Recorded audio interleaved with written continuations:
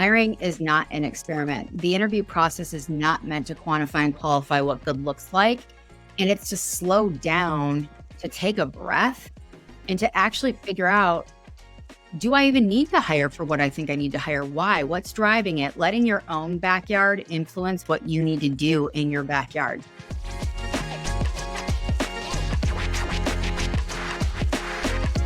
Hey, so good to see you. So good to be with you. Good to see you too. Hello. Who's Amy Volas? How have you got to where you've got to? Give us the whole spin. Beyond your current podcast host, current state back to where it all. I am the founder and CEO of an executive search firm called Outbound Partners. And we work with early stage tech startup founders to help them hire two different kinds of people: sales leaders, CS leaders at the VP plus level. I'm also in the process of writing a book for said founder to help them avoid the most common pitfalls that happen in hiring specific to go-to-market roles, why they exist, what to do differently. I'm an LP at Stage 2 Capital. I advise a handful of early stage startup founders at a time. And my first love is sales, specifically enterprise sales. I've also been a leader. I've had 2 exits. I grew up in HR tech, and I started Avenue Talent Partners 8+ years ago. This is my 3rd company I've started, and I've survived 2 downturns. I don't know what to call this whole situation that we're in, and here we are. We're on a magical mystery tour. Tell you what, if you're listening to this podcast, you got lucky. You get a little bit of insight to the amazing book that is forthcoming. I guess my first question is, you've seen so much in this space in particular. And I think Ricky and I have lived this journey. Hiring is hard, right? And it's even harder when you're in early stage. What's a couple of tips you can give early stage founders without giving away your whole book too early? Some major pitfalls people fall into, because I know I found it difficult in our 10-year journey as hiring. I think it was one of the hardest things we had to do. I think it starts there, right? So it's really hard. It's not easy. It's not an experiment. It's not something that you MVP, and it requires time. And I think that's where it starts, is this concept of, I'll figure it out as I go. This other concept of asking for help. So specific to the roles that I deal with, VPs of sales and VPs of CS, there are 50 shades of gray between those roles. And if this is specifically like your first time doing a startup, you don't speak that language fluently, and that's okay. Like, that's not a problem.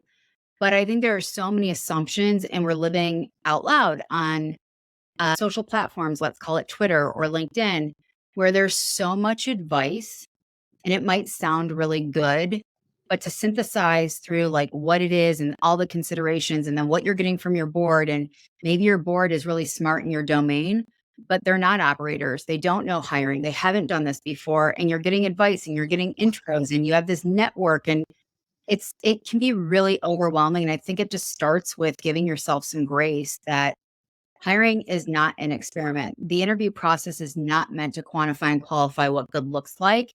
And it's to slow down, to take a breath, and to actually figure out, do I even need to hire for what I think I need to hire? Why? What's driving it? Letting your own backyard influence what you need to do in your backyard. So it's like me going to Lowe's.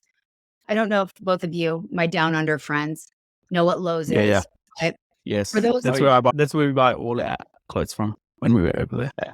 We're in the US. For the rest of you, it's Big W or Big W. those sort of places. Yeah. Or in New Zealand, Warehouse. Kmart. We love all that.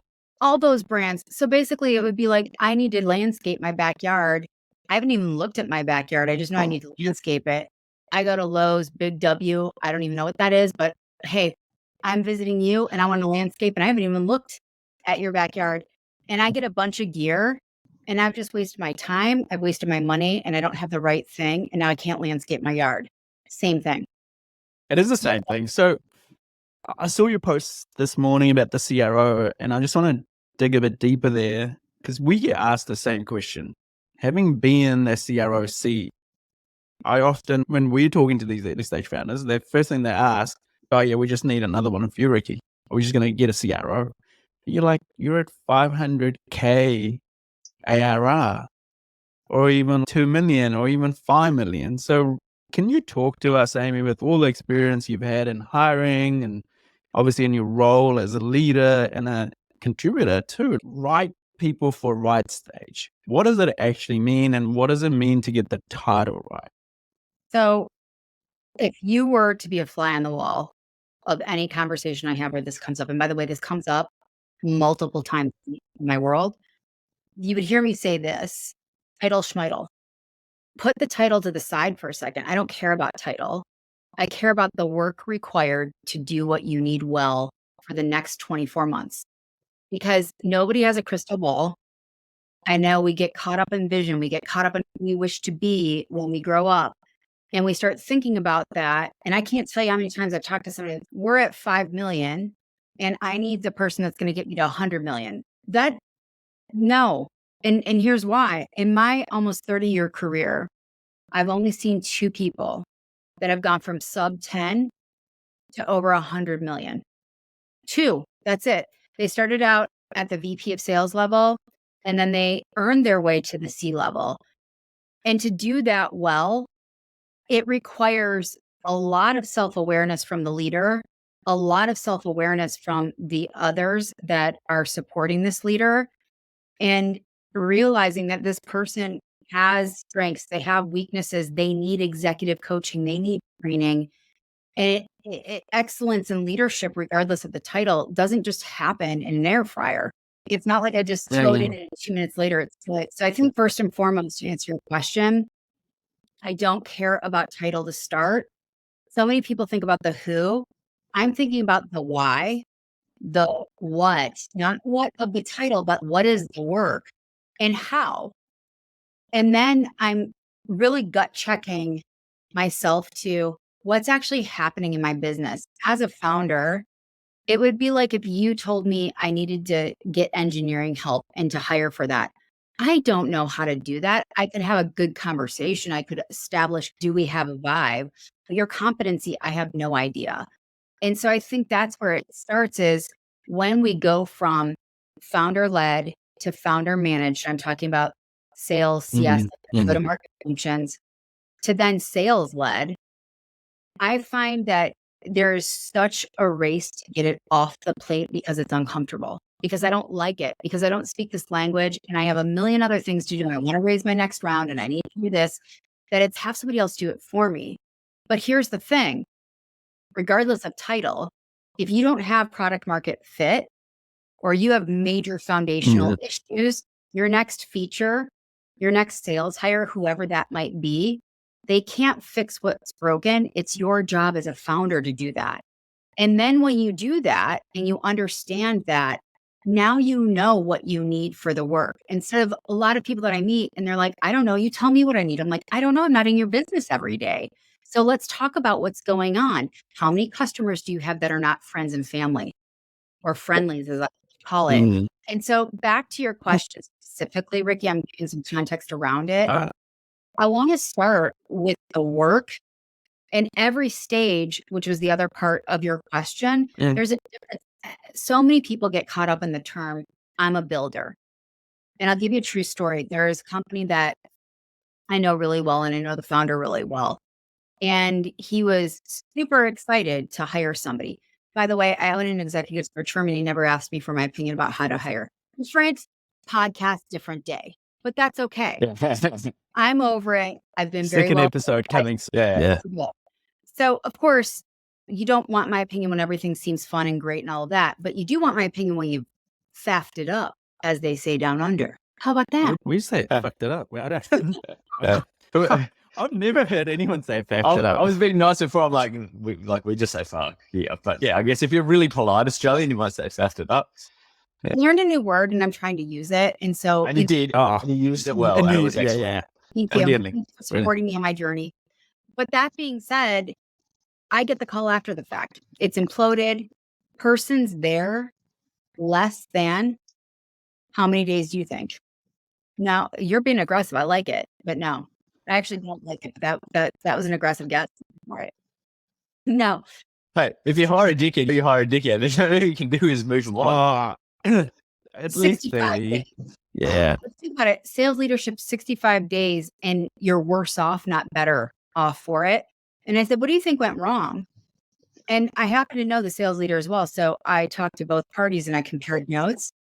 They both told me, I like to build. I thought I was hiring a builder. I thought I was going to be working for people that would let me build. And I stopped and I said, so what's your definition of building? Turns out the sales leader had never worked for founders before, had always worked for a CRO, had everything figured out for them, didn't know version 1, right? So there are different versions that require different muscles that you have to work. I'm doing Pilates right now. I've been doing it since October. The things that I can do today, because I've been working on it and I've been learning it, so very different than day one where I was like, what's a reformer? Like, what am I actually doing? And I think it's that where it's the term build is not universal. And there's a difference. And it's not that one is better or one is worse. And this is what I mean by those 50 shades of gray. It's just different. Do you understand? It's not just a founder thing. This is a thing that happens with the people that interview too. And it could be leaders, it could be individual contributors, it could be engineers. It's a universal issue that I see where we've been programmed to, I just want to get to the outcome. I want to just make the hire and I just want to get the job offer and then we'll figure it out later. And you miss all the stuff in between. I mean, that resonates massive. I think it's one of the smartest things anyone said, right, on our podcast. Are you can they? No, I'm definitely not. Can people actually do the work you want? And I think this applies more than just founders. It applies everywhere. It applies to later executive hires. The amount of people that say, "Oh, I've got to bring people who've done it before." No, you got to bring people who understand what the work is and can they actually do it. Just because they've been at 3 successful exits doesn't mean they know how to do any of the things that the company you're hiring for. Suddenly, we've interviewed people, we've sat with founders that have gone on, I'm good now because I hired a CEO. And I'm like, okay, cool. Can he actually do the bit you need him to do? Oh, he once worked at a company that was 50 million. I'm like, cool, you're 1 million. Does he actually understand? I was a CEO of a company that was at 100 million. I could not be the CEO of a company that was at 1 million. I wouldn't know what to do. Would be able to help them. Things I want to do, they would not be ready to do. And I would force them to aggressively get to the point where I'm super comfortable and it would fall down like a house of cards. So I think that's super important. And then I want to link that to my follow-up question being, I think a lot of people raise capital pretty early and therefore they have private equity or venture capital sitting behind them. And a lot of those firms now have moved into assisting to recruit, provide assistance to find these crucial hires because they've got deep networks and things like that. But I think what you said is true. They don't necessarily understand the work that needs to be done.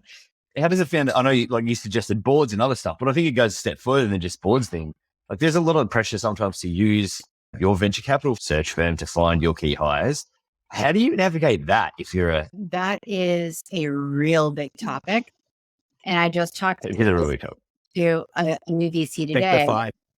And the VC was like, look, we purposely have created our platform different. And I said, wait, tell me about that. And their philosophy is we don't want to create a talent team because we feel like it's just more of the same.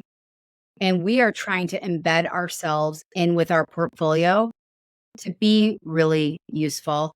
And we want to partner with people that are excellent with what they do. And so then we riffed off of, I believe that the riches are in the niches. I am super niche down. I'm specific. I swim in one very narrow lane with 2 different roles and that's it. And why is that important? That's what I said before.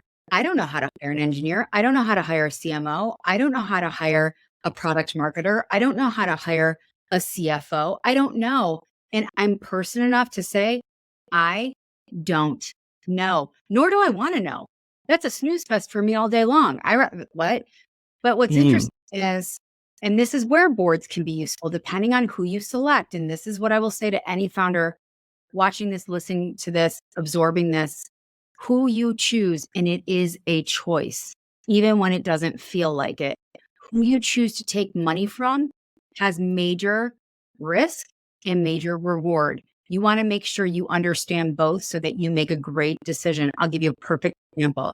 There's a founder that I've gotten to know for the last 3 years. And she took money last year at the highest valuation with one. Of course. her narrative now is, I am miserable.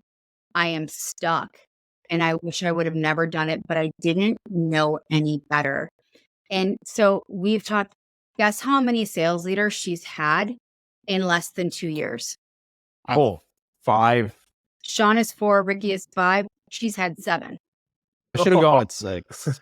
And so 2 sales leaders That's a ago. lot. Yeah. Oh, 3 months. Not Right? normal. They're all getting Listeners, 3 months. Not normal. www.notnormal.com.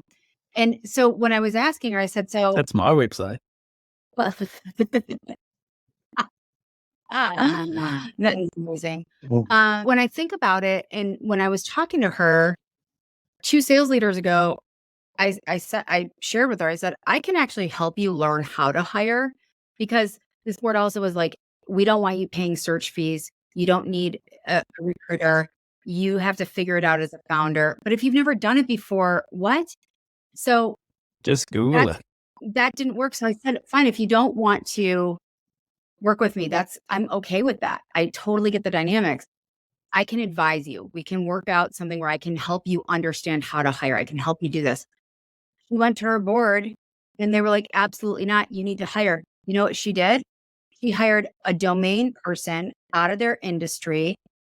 His company had 10,000 plus employees. He got there. She gave him her entire pipeline. He lost 3 deals and lasted less than 6 weeks. Ouch. So Rough. that's what I'm saying. Choose wisely, because just because there's money dangling, not every dollar is a good dollar. Yeah. And I think going back to what Sean was saying, so having been on that journey, that really exclusive journey is what you were saying, Amy. One of the only few people who've done the whole up to 100 million thing. The number one advice, Sean and I, others, constantly go get those who have done it before. If you're at 50, get someone who has then taken the business from 100 to 200. Once you get to 100, get someone who's then done it from 200 to 500. At some point in that journey, people forget that you have to have gone through all those challenges in the past to learn what you're now capable of doing. But also, just because you come from, I don't know, I'm going to say a big logo, and you come into this 100 million environment, I don't think it's necessarily going to work just because you were part of something bigger and you've seen that business scale. But that's the advice they constantly get. And I think people talk about being direct and stuff. And Sean and I are reasonably direct. We're working on being more direct with this. However, when we say it, people go, yeah, that's cool, but you're just a voice. Everyone else is telling us, if I just go do this, I'm gonna excel. So It's a guaranteed. Yeah, home it's run. a I got guarantee. someone who's done it first, so the business is safe and we're good. We're going to rock and roll. They've been a big logo 2 times over. They know what they're doing. What's there to argue about? You're a knucklehead. I've learned this concept, and I've had to relearn it on more than one occasion, by the way. There's a difference between teaching and telling. So if you're coming to me and asking for my opinion, but you don't want it, then all I'm doing is telling. And that's a signal for me to back out like a little baby lobster. I don't need to be here. And quite frankly, I only work with a handful of founders at a time with the searches that we do, because there is a lot of teaching. There is a lot of consultation. There is a lot of therapy. Going back to what we were talking about, if it's your first time and you get money out of a big VC and you've given up way too much control, there is an element of fear of disappointing them, fear of not knowing how to show up and communicate with them, fear of because you're constantly in the war room with them. And if you have not had to go through anything hard before, let's say you came out of the market in the last 10 years, that was child's play. If everybody thought that was hard, buckle up. It is hard, not because of market conditions, but because to build a sustainable, profitable business, it's not an air frying situation where you just focus on net new and 10x multipliers that are absolutely unrealistic. And so that's not just a founder's problem. That was an ecosystem problem. But when I think about where I spend time, and I know this, and it's written down, I journal on this. I probably should have a tattoo on my forehead that says, I'm not for everybody, and that's okay. I am crystal clear about this is how I can help. And part of me being able to help you is I'm not always going to tell you what you want to hear or what you see everywhere else. If you want somebody that's been doing this for 3 decades and you want somebody that has done the job as well, and you feel good about my process, my tools, my methodology, how I display, and knowing that I'm going to work my tail feather off to help you, I'm your gal. If you want to just validate what the interwebs and everybody else tells you that doesn't do this every day, then that's your lesson to learn. And I will absolutely be here for you if you need me. No hard feelings. I'm not upset about that. Sometimes, where this book is coming from, the work that I do, is because guess what? I made the same mistakes. I did all of the messing up myself. And it's one of those things where it's like, sometimes you don't realize the value, what it is, or what the cost is until you stumble, hit your noggin, have a gaping flesh wound. And as you're healing, realize, I don't want to do that again. So how am I going to choose differently? But if somebody's constantly saying to you, you know what, Sean, you know what, Ricky, I hear you, but everybody else is telling me, let me describe something to you. There is a lot of BS with content, with social media, with podcasts, with people that have assumed roles that didn't have to be that good to have good returns. I could give 2 rips when somebody comes my way and they say, I am X insert sexy logo and I am a 7X VP of sales. Half the time when people do that, they've never really been a VP. They've had fancy titles, and being X whatever, you can't even quantify or qualify what your role in that was. You were a supporting actor. You weren't the main attraction. And I think it's that just stopping. And I'm not, by the way, listeners, it might sound like I'm mad. I'm not. I just get really nerded out and geeked out. So this is just like my nerdiness and passion coming through. But it's not that I'm mad. It's not that we all have to learn, because we do. But it's, are you learning and who are you paying attention to and what is your filtration system? And are you listening to your business or are you listening to everybody else? Because I promise you, revenue, expansion, and retention solve every problem. And instead of seeking validation from everybody else you want to be like, listen to your customer, listen to your team, look for the patterns and themes and let that guide you. Even if it's unpopular, who cares?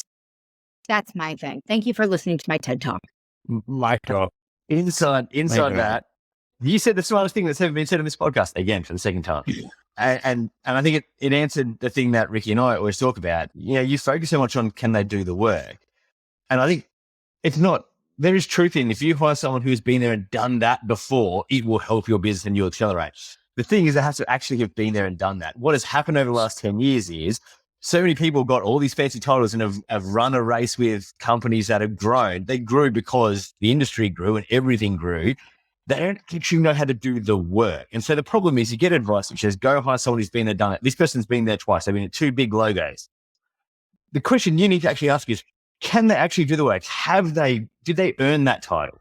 Was it a real title? Can they actually do that work? It's just because I was chief sales officer at 2 massive logos does not mean I can do the work that needs to be done to get your business to go from here to there.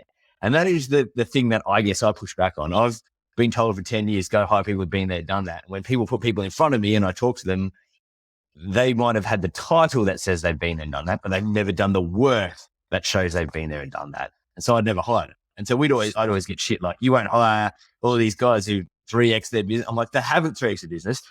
A group of people there 3x their business that were higher than these people. This person rode a wave.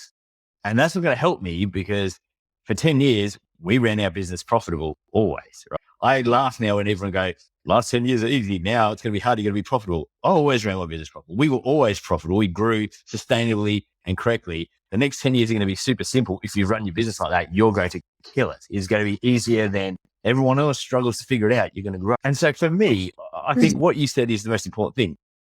Don't worry about the titles they've had in the past or they've 5 times 200 million to 300 million I've done. Just have they done the work? Can they actually do the work you need to get from 100 to 200?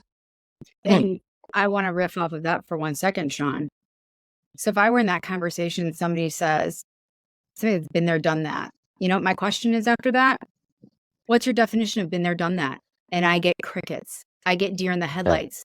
If you, as the hiring authority, have no idea what been there, done that means, and you're just telling me a platitude around we have to go to 50 million, how in the world can you hire well to know what been there, done that is, what the work is, what needs to be required?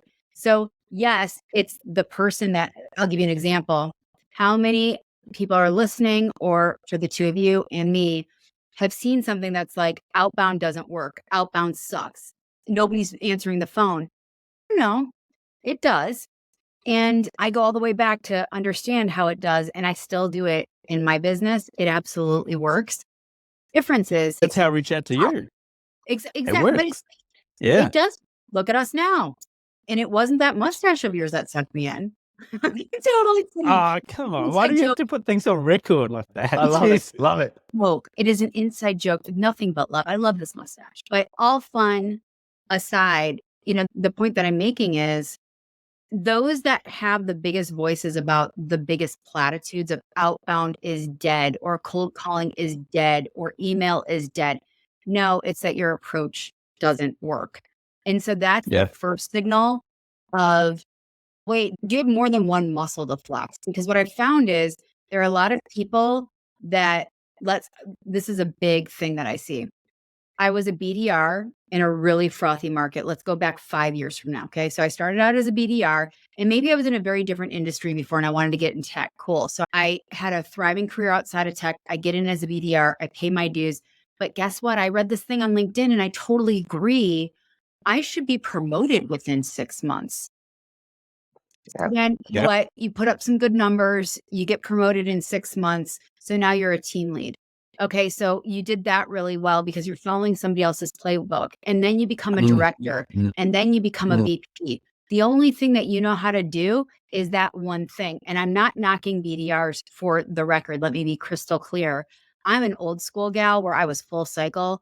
Not only did I have to get what was new, I had to keep it and expand it. And that was a masterclass, chef's kiss, that I'm so grateful for. And I'm all about getting back to those basics.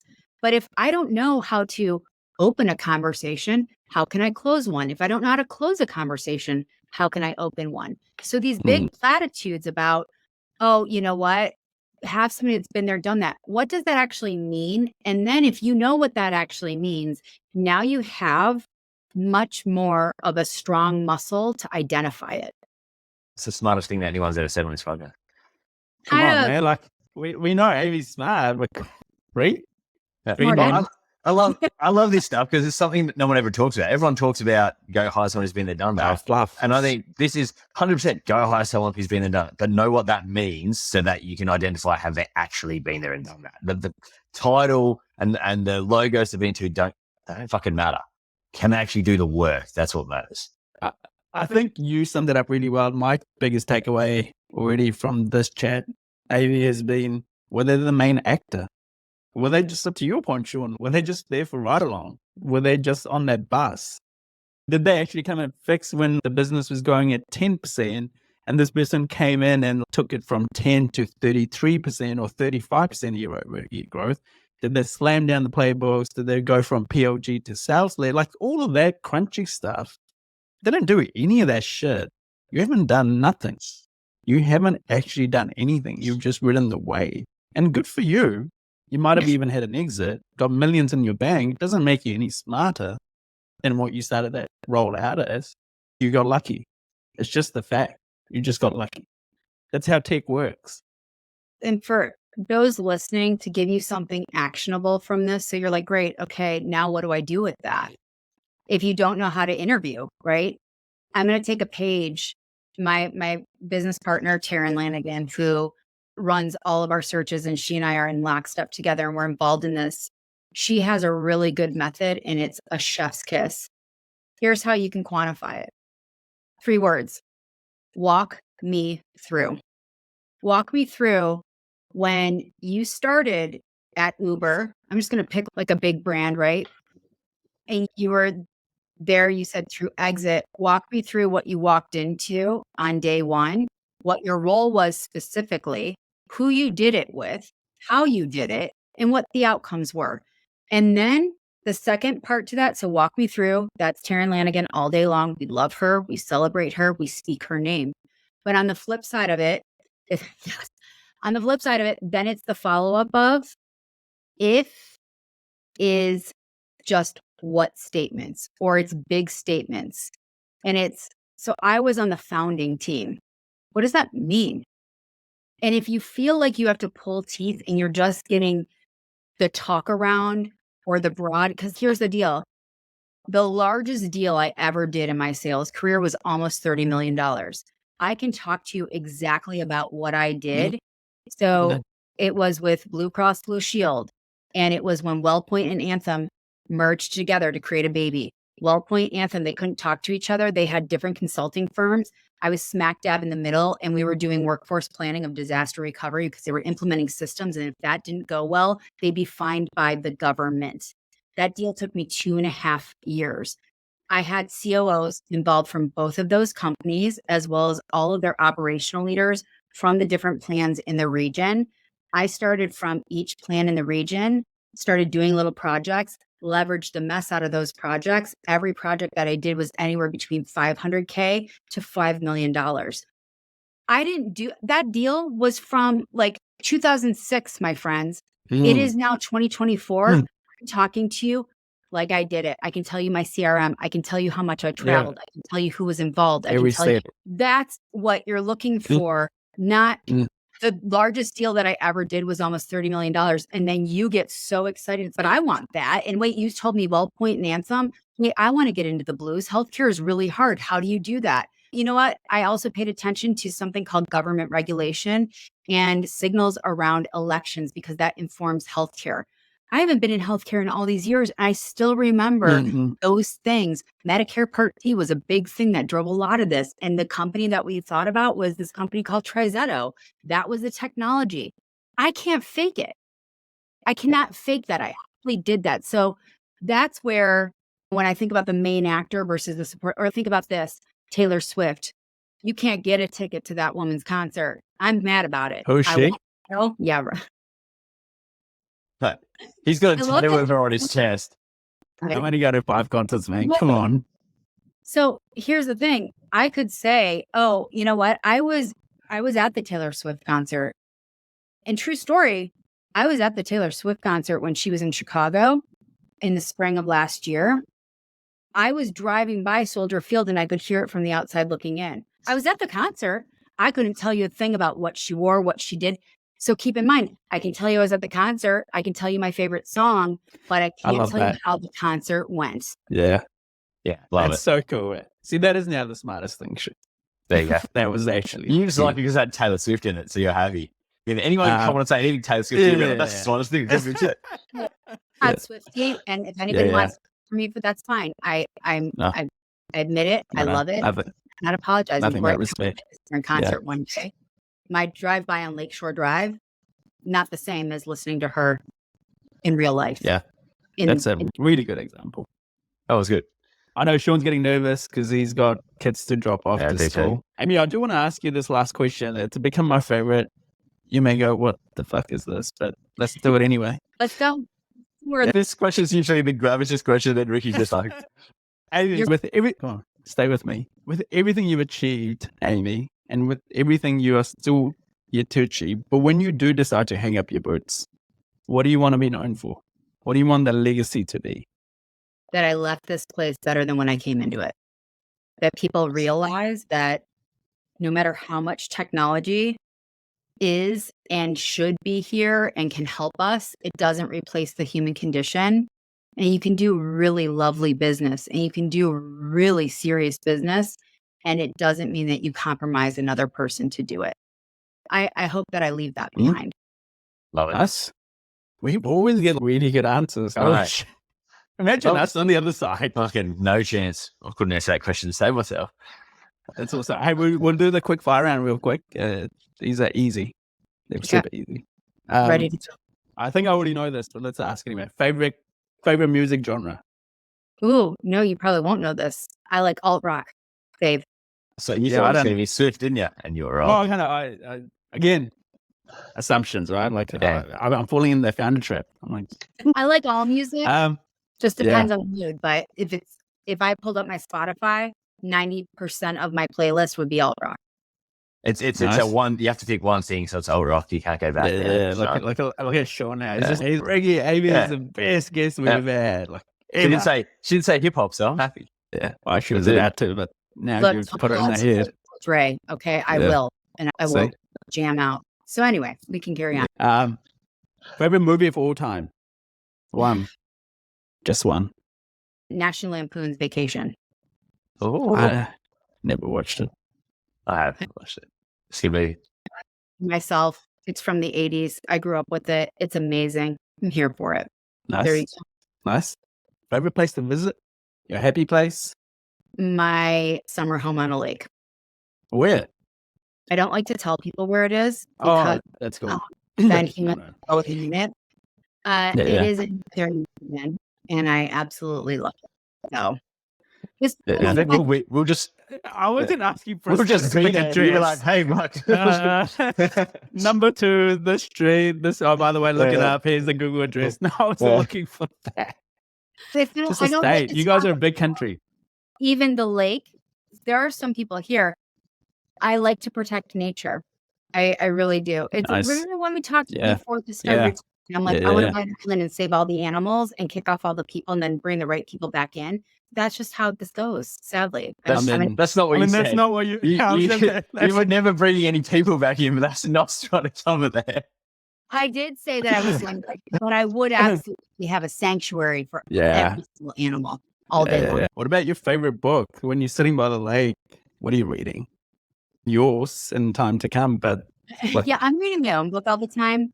I'm expecting a picture now, just you sitting there by the lake. Should be the freaking front cover. You're like reading your own book, going, I am captivated by my own book.